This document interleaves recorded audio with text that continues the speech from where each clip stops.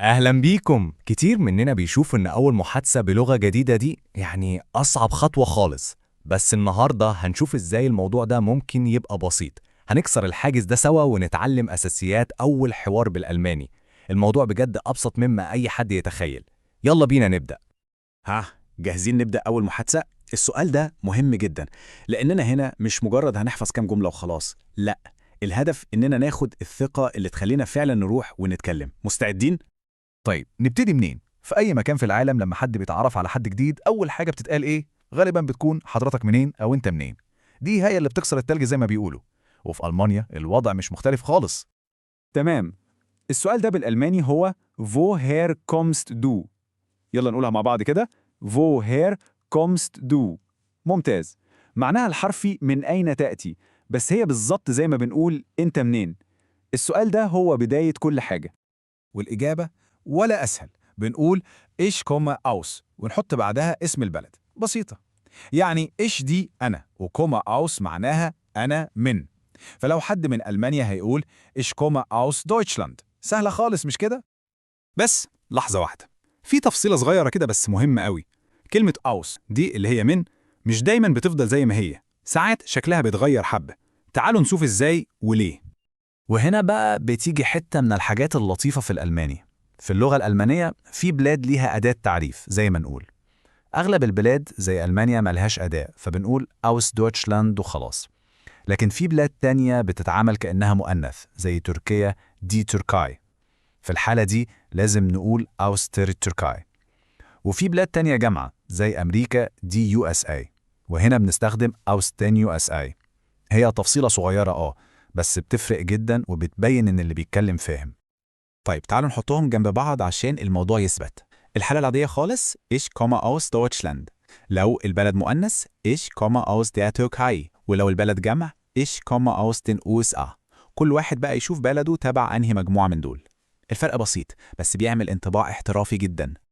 تمام قوي. كده عرفنا نقول احنا منين. طيب ايه الخطوة اللي بعد كده؟ طبيعي في اي حوار اكيد هنتكلم عن عايشين فين دلوقتي، عشان نشوف لو في حاجة مشتركة بينا. السؤال التاني بسيط جدا. Wo wohnst du؟ يعني ساكن فين.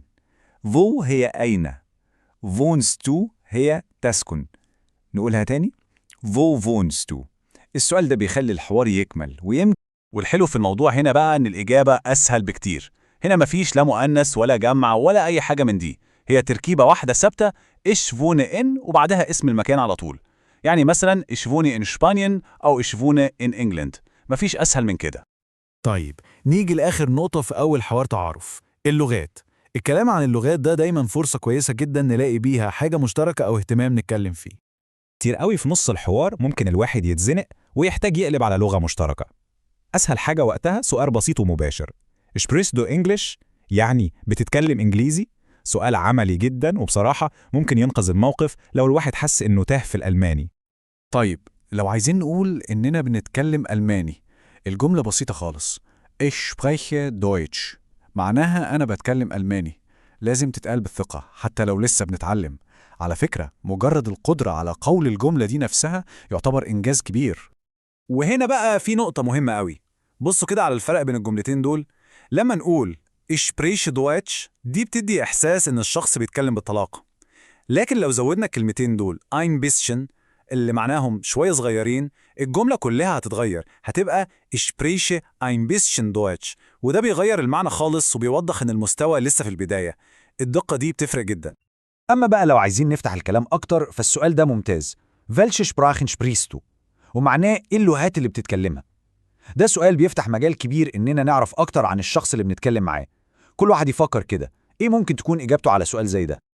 طيب احنا شفنا كل الجمل دي لوحدها. ايه رأيكم بقى نجمع كل ده مع بعض ونشوف شكل المحادثة على بعضها هتبقى عاملة ازاي؟